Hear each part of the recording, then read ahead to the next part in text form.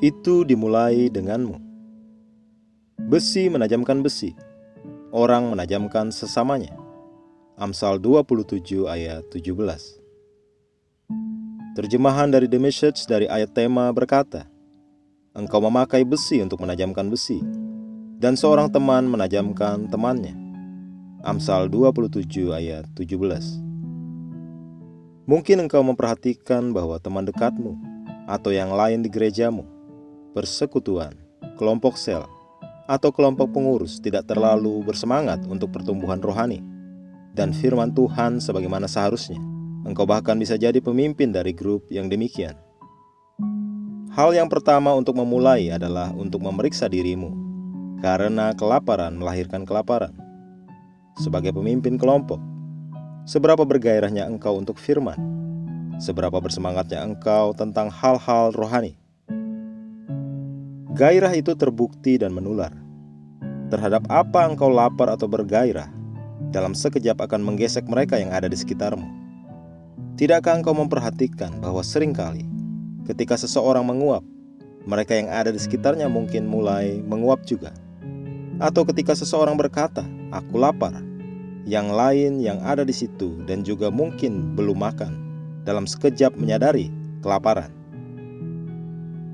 Jika engkau memiliki kelaparan yang sangat kepada firman Allah, mereka yang ada di sekitarmu akan segera menumbuhkan kelaparan yang sama. Oleh sebab itu, jadilah yang pertama untuk berapi-api. Jadilah contoh untuk apa yang ingin engkau lihat di dalam mereka yang engkau pimpin. Memimpin dengan contoh.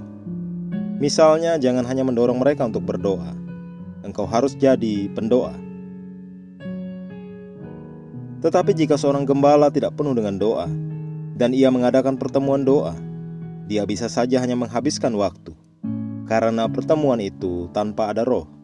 Contohlah Yesus, kesetiaannya kepada firman dan doa. Sejak dari kanak-kanak, Alkitab berkata, ia ada di halaman bait Allah, duduk di antara pengajar, mendengarkan dan bertanya kepada mereka. Setiap orang yang mendengarkannya terkagum pada pemahaman dan jawabannya. Lukas 2 ayat 41-47. Alkitab juga berkata, pagi-pagi benar waktu hari masih gelap, ia bangun dan pergi keluar.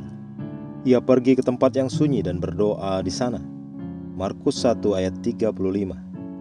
Dalam contoh yang lain, pergilah Yesus ke bukit untuk berdoa dan semalam-malaman ia berdoa kepada Allah.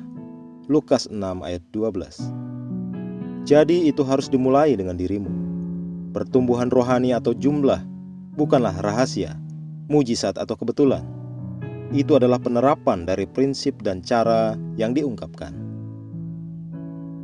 Mari kita mengucapkan pengakuan. Bapa, aku bergairah untuk selalu mengikuti pola, model dan contoh Kristus di dalam semua yang kulakukan.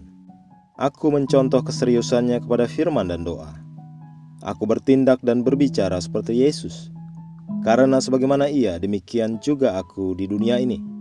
Aku menyatakan karakter Kristus. Haleluya!